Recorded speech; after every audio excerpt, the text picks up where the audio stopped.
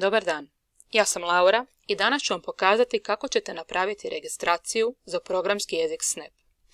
Za pristup programskom jeziku Snap u svom pregledniku upišite sljedeću adresu: snap.berkeley.edu. Nakon što vam se stranica učita, u gornjem desnom kutu možete vidjeti dvije opcije, opciju Join i opciju Login. Za registraciju ćemo koristiti opciju Join. Za registraciju je potrebno ispuniti ovaj obrazac. Unesite željeno korisničko ime, lozinku koju je potrebno i ponoviti, mjesec i godinu rođenja, vaš e-mail koji isto morate ponoviti i za kraj prihvatite pravila korištenja.